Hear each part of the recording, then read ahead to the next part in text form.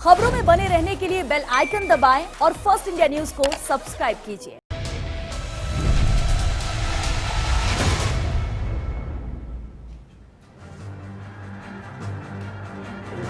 नमस्कार, स्वागत है आपका बिग फाइट लाइव में। आपके साथ मैं हूं श्वेता मिश्रा। कोरोना काल है, हर जेब खस्ता हाल है, माली हालत खराब है, बाजार बेजार और आम आदमी निढाल है। लेकिन आज आर्थिक सर्वेक्षण लेकर आया है उम्मीद की एक किरण।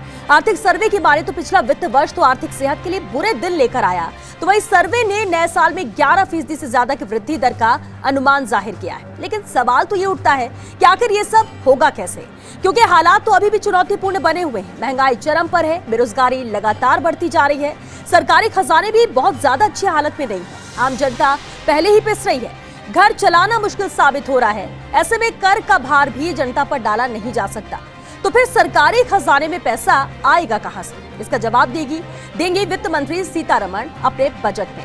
सोमवार को जब सीतारमण संसद में अपना पिटारा खोलेंगी तब पता चलेगा कि किस पर बरसेगी सौगात और किसकी आएगी आफत, कौन होगा खुशहाल और कौन होगा खस्ताहाल।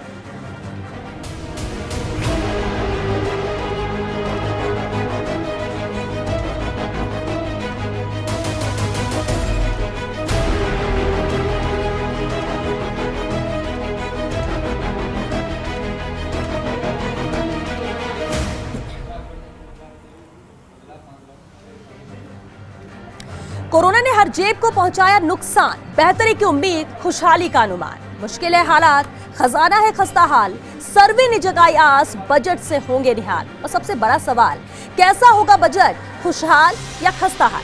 बिग फाइट में बहस आज इसे अहम मुद्दे पर बहस के लिए हमारे साथ मौजूद है बेहद खास मेहमान। चलिए उनसे रूबरू करा दे आपको। हमारे साथ है बीजेपी नेता राखी राठौड़ जी, कांग्रेस नेता आर तिवारी जी भी हमारे साथ हैं और अर्थशास्त्री प्रियंका झावक जी भी हमारे साथ जुड़ चुके हैं। बहुत स्वागत है आप सभी का बिग फाइट लाइव में। शुरुआत राखी जी आपसे ही करते हैं, क्योंकि कोविड काल था जिससे हम निकल कर आए हैं और इसके बाद का ये बजट, यानी जो अब बजट अभी पेश करने जा रहा है, जो अभी चुनौतियों की हम बात करें तो ऐसा वक्त पहले कभी नहीं आया। लेकिन उससे पहले आज जो इकोनॉमिक सर्वे आया है, उम्मीदें सबको बहुत ज्यादा हैं, कितनी बड़ी चुनौती है सरकार के लिए भी रहने वाली है? देखिए श्वेता, आज जो इकोनॉमिक सर्वे आया है उसको अगर एक शब्द में उसकी समीक्षा करूं तो अंग्रेजी का एक वर्ड है रेजिलियंस। रेजिलियंस का मतलब हुआ कि कोई भी बुरा कठिन समय आपके पास में हो, बुरा वक्त आपका रहे, ना आप टूटे, ना आप घबराएं, आप में ना केवल जीने की बल्कि आगे बढ़ने की लालसा हमेशा बनी रही। इन्हीं शब्दों के साथ में आज के इस सर्वे को मैं की समीक्षा करना चाहूंगी। आप जैसा आपने अभी कहा ही कि पिछला साल जो एक ऐसी वैश्विक महामारी से हमारे देश ने लड़ा जिसके बारे में हमारे पास कोई जानकारी नहीं थी, जिसको लड़ने के लिए पूरे हथियार भी हमारे देश के पास में नहीं थे, लेकिन सफलतापूर्वक उस लड़ाई को हम लोगों ने झेला है। और निश्चित तौर पे जिस तरह का सर्वे अभी हमारे सामने है, जिसमें आगे आने वाले साल के अंदर जीडीपी की ग्रोथ जो है वो 11% तक बताई गई है, मुझे पूरी उम्मीद है कि आगे आने वाले समय के अंदर जो आर्थिक गतिविधियां हैं उनमें विस्तार अवश्य ही होगा। और जहां तक बात है इस सर्वे की कि आपने कहा कि आने वाले समय के अंदर 11% की ग्रोथ होगी, तो उसके साथ में कुछ इंडिकेटर्स भी हैं। इंडिकेटर्स में सबसे पहली बात मैं कहना चाहूंगी कि पिछले 3 महीनों के अंदर हर महीने में जो जीएसटी कलेक्शन है वो 1 लाख करोड़ से ऊपर का हुआ। दिसंबर के अंदर 1.15 लाख करोड़ का जीएसटी कलेक्शन हुआ, जो ये इंडिकेट करता है कि धीरे धीरे अर्थव्यवस्था वापस पटरी पे ऊपर आ रही है। अगर हम पिछले साल की बात करें तो पहली जो तिमाही थी उसके अंदर जीडीपी थी -23.9% और चौथी तिमाही तक जो अनुमान है वो 3.1% तक आने का है। और जिस गति के साथ में ये बढ़ रहा है, मुझे पूरी उम्मीद है कि जो सर्वे आज पेश किया गया है उसके अनुसार आगे आने वाले समय के अंदर आर्थिक गतिविधियां विस्तार लेंगी। जी जी बिल्कुल। और चलिए हमारे साथ अर्थशास्त्री प्रियंका झावक जी भी बनी हुई हैं जोधपुर से। प्रियंका जी, किस तरह से इस आर्थिक सर्वे को देखें? देखिए उम्मीदें तो बहुत ज्यादा, लेकिन एक बात कही जा रही है कि निवेश बढ़ाने वाले कदमों पर जोर रहेगा इस बार, क्योंकि जो लॉस हुआ है उसे पूरा करना है और तभी कहीं जाकर ट्रैक पर आएंगी चीजें।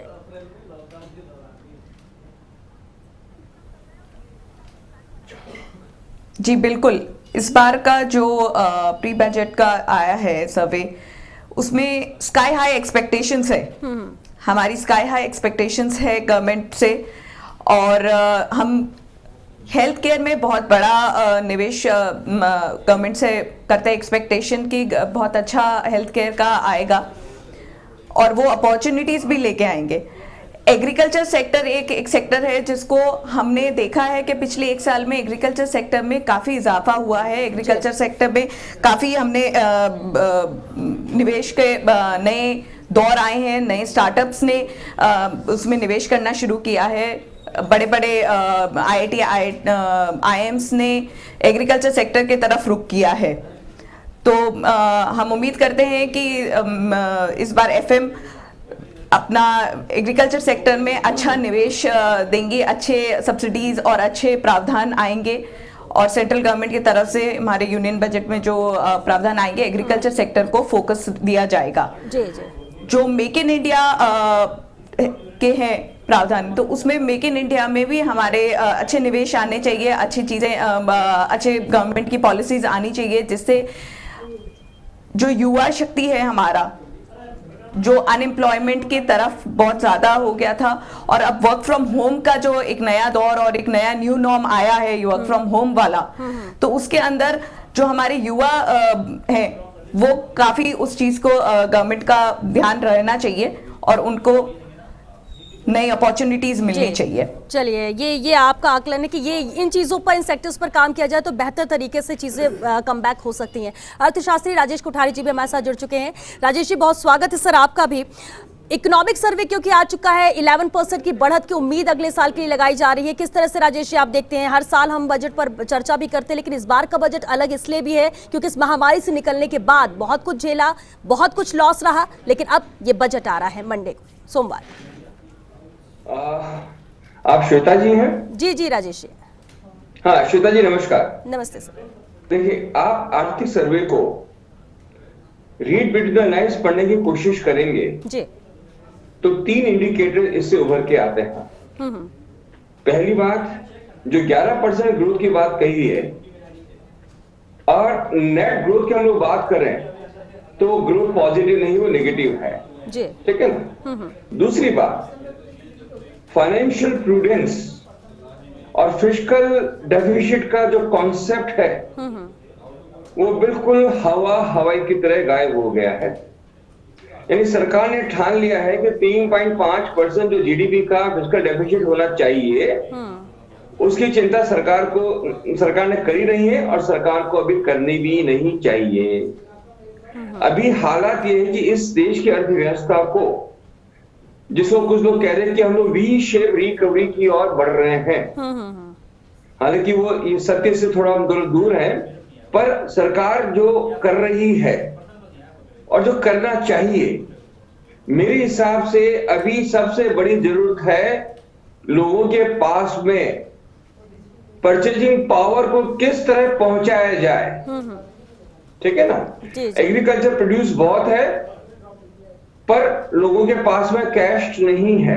तो मैं 3 इंडिकेशन में महसूस कर रहा हूं कि सरकार मास एम्प्लॉयमेंट जनरेशन, जिसके जरिए तुरंत हम लोग कैश पहुंचा सके, भले ही वो डायरेक्ट कैश ट्रांसफर हो, भले ही वो नरेगा और महानरेगा जैसी स्कीम को और मजबूत किया जाए जिसके अंदर विकास हो या ना हो, पर जो लोग भी वहां जिसको रोजगार मिलता है उसके हाथ में कैश मिलता है और तात्कालिक रूप से एक नई परचेजिंग पावर उन लोगों के पास में होती है जिससे जरिए आर्थिक सिस्टम को हम लोग चला सकें। बिल्कुल बिल्कुल। तीसरी और आगे देखेंगे कि पूरा जो ध्यान है वो कभी मेड इन इंडिया था, कभी मेक इन इंडिया हो गया, अब एक नया स्लोगन जोड़ रहे हैं, आत्मनिर्भर भारत।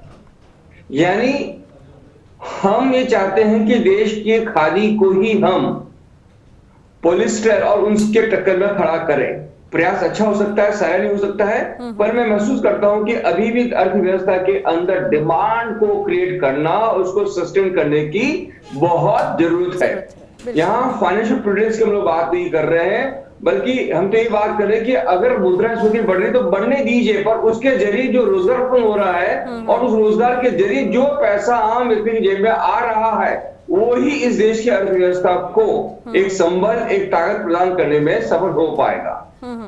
बिल्कुल बिल्कुल अहम बात कही राजेश जी आपने, और क्योंकि कहा भी गया था और इवन इसमें भी कहा गया है कि पहले भी यही करते थे, राजा महाराजाओं के टाइम पे भी यही होता था कि लोगों को काम देना, जब काम हाथ में आएंगे फिर आगे चीजें एक के बाद एक चलती जाएंगी। आर तिवारी जी, हर हाथ को रोजगार मिलना ये बेहद जरूरी है, ये भी एक बड़ी चुनौती यहाँ पर सरकार के लिए रहेगी, लेकिन किस तरह से देखते हैं जो कहा गया सर्वे में उसे पार पाना या उन दावों को पूरा कर पाना या उसकी कोशिश को करना मुश्किल तो जरूर रहेगा, मुमकिन नहीं है कि पूरी तरह से हो सके। जी ने जो कुछ कहा वो देश की वास्तविकता है जी। मुंगेरी लाल के सपने दिखाए जा रहे, गए 6 साल से देश के करोड़ों नौजवानों को, मजदूरों को, मध्यम वर्ग के लोगों को, गरीब लोगों को बुलेट ट्रेन आ जाएगी, मेक इन इंडिया बन जाएगा, कितने नारे बन गए, देश की अर्थव्यवस्था लगातार गिर रही है। बुलेट ट्रेन आ गई क्या? जिस दिन हमारे देश के प्रधानमंत्री जी ने काला धन निकालने के नाम पर नोटबंदी की थी, उस दिन भी उन्होंने कहा था देश में काला धन इतना निकाल देंगे कि हम हर घर में इतना पैसा पहुंचा देंगे, 15 लाख रुपए। राहुल गांधी लगातार गए साल से कह रहे हैं कि लोगों की जेब में 7,500 रुपए दो। राजेश कोठारी जी भी कह रहे हैं कि जेब में पैसा नहीं है, खरीदारी होगी नहीं तो देश की जीडीपी बढ़ेगी कैसे?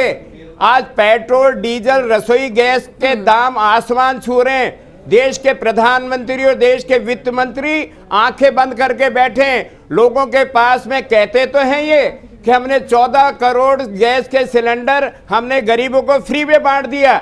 ये राखी राठौड़ बताए तो सही, 14 करोड़ उन गृहिणियों में से कितनी गृहिणियों ने 700 रुपए में गैस का सिलेंडर भराने की ताकत है, वापस लकड़ियां जला रही हैं। जो सीतारमन जी या प्रधानमंत्री जी कहते थे 60 रुपए का पेट्रोल नहीं खरीद सकता देश का आम आदमी, आज 92, 93, 100 रुपए तक का पेट्रोल बिक रहा है।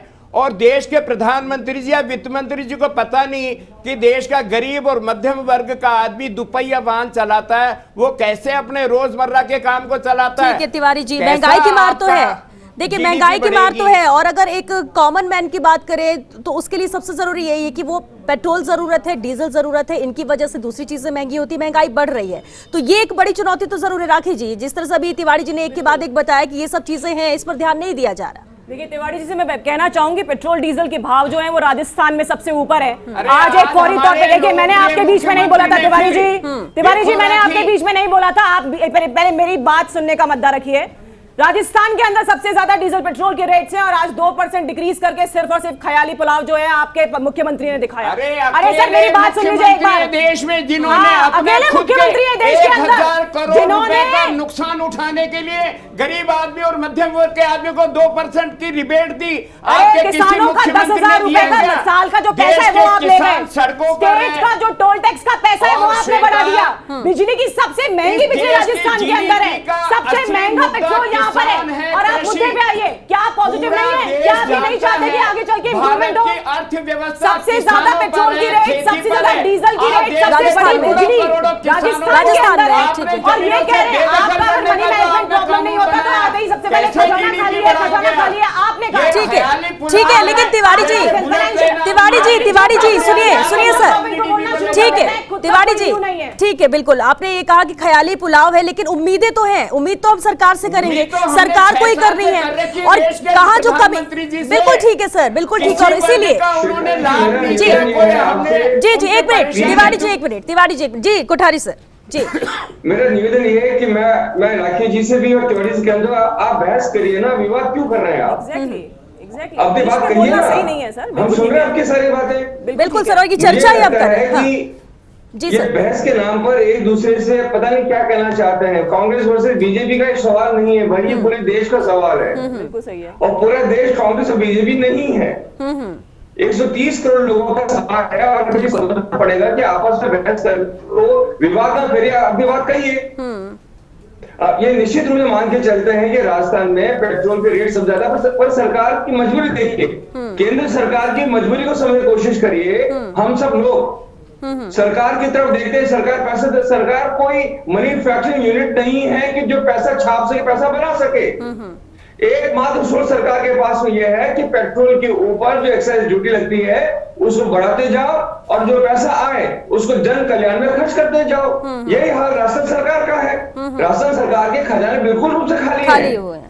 बिल्कुल। और ये कोविड में जिस हिसाब से चीजों को मैनेज किया गया है, जितना पैसा लगा है उस पैसे की भरपाई के लिए या तो आबकारी विभाग जिम्मेदार होगा या फिर आपका पेट्रोल डीजल वाला जिम्मेदार होगा। तीसरा पैसा यूनिट नजर नहीं आता कि जिसके जरिए सरकार को लाखों करोड़ रुपए का रेवेन्यू मिल सके।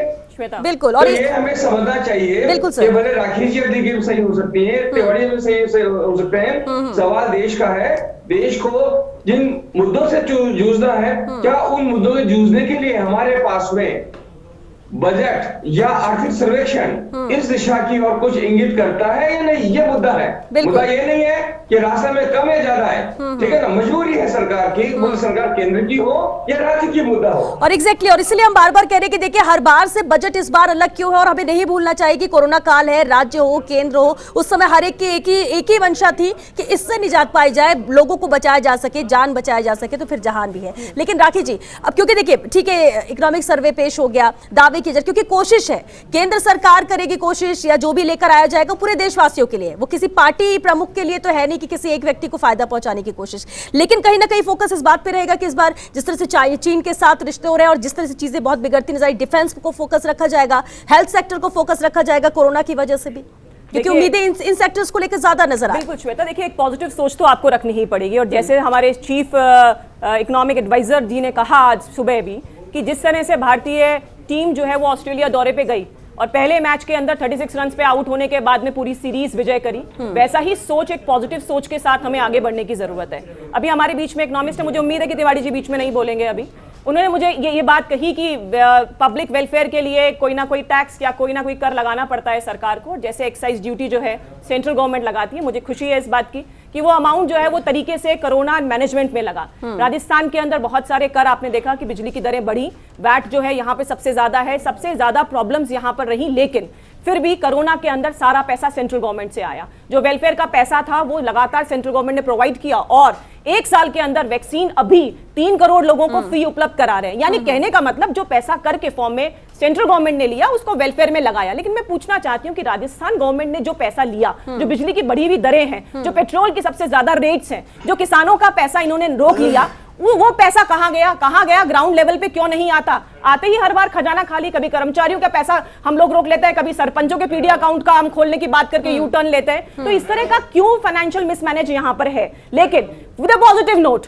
आगे आने वाले साल के अंदर हम पॉजिटिव रहें और जैसे मैंने अपनी बात की शुरुआत की थी, हमें पॉजिटिव रहना होगा और आगे आने वाले समय में हमारे फाइनेंस मिनिस्टर जो है उनके द्वारा दिया गया बजट, जैसे एक आत्मनिर्भर भारत की बात की, अभी भी एक इकोनॉमिस्ट में इस बात की चर्चा मैं करना चाहूंगी कि रक्षा सौदों में भी अभी 100 तरह के ऐसे प्रोडक्ट हैं जो भारत खुद बना रहा है, उस तरफ हम अग्रसर हैं। हमें टाइम लगेगा थोड़ा सा, लेकिन एक पॉजिटिव सोच के साथ अगर हम आगे बढ़ेंगे तो आर्थिक गतिविधियां यहाँ पे, लेकिन यहाँ पॉजिटिव सोच, बिल्कुल आपने पॉजिटिव सोच की बात की, तो सबको रखना होगा। अगर केंद्र कुछ अच्छा कर रही है तो कहना पड़ेगा कि अच्छा, और अगर राज्य कुछ अच्छा कर रहा है तो कहना पड़ेगा, किसी की मजबूरी है तो उसे समझना पड़ेगा। तिवाड़ी जी, हम अगर ये करें कि क्योंकि बीजेपी कर रही है इसलिए बुरा है और कांग्रेस कर रही है अच्छा, या फिर कांग्रेस कर रही है तो बुरा, ये नहीं होना चाहिए। राजस्थान के ऊपर फोकस कर रही हैं। मैंने सेंट्रल का भी बताया, नहीं तो सेंट्रल का बजट है सर, हम तो पूरे देश की बात कर रहे हैं। मैंने दोनों का बताया। रघुराम राजन ने क्यों इस्तीफा दिया आरबीआई गवर्नर के पद से? क्यों शशिकांत जी ने आरबीआई के उप गवर्नर से इस्तीफा दिया? भारतीय जनता पार्टी की राष्ट्रीय सरकार की आर्थिक नीतियां देश के अनुकूल है ही नहीं, पता ही नहीं कैसे बनवाते हैं। देश के अर्थशास्त्री कह रहे हैं, राजेश राठौर, अभी एक जो कोठारी साहब कह रहे हैं, और राहुल गांधी लगातार कह रहे हैं कि देश के लोगों के पास में आपको खरीदने के लिए पैसा नहीं है। जब तक आप परचेज पावर नहीं बढ़ाओगे, उत्पादक की फैक्ट्रियां अपने माल को उत्पादन तो कर देगी, लेकिन खरीदेगा कौन? और जब तक आदमी के पास में खरीदने की ताकत नहीं होगी, उनका माल बिकेगा कैसे? कुछ नहीं तो मैं ये कहना चाहता हूँ और आम आदमी की परचेजिंग पावर बढ़ाने के लिए ठीक है, हमको गरीब आदमी और मध्यम वर्ग के आदमी के पास में पैसा देना पड़ेगा। राहुल गांधी की बिल्कुल ठीक है, ये तो इसमें कहा भी गया। देखिए आर्थिक सर्वेक्षण में खास बात यह है कि गरीबों को गरीबी से बाहर निकालने के लिए विकास करना होगा, ये कहा गया इसमें कि गरीबों को गरीबी से बाहर निकालने की जरूरत है विकास की। लेकिन प्रियंका झावक जी, बिल्कुल। और देखिए टैक्स स्लैब को लेकर भी उम्मीदें पिछली बार भी कुछ खास नहीं किया गया था प्रियंका झावक जी, इस बार कितनी उम्मीद की जाए या कितनी उम्मीद आप कर रही हैं?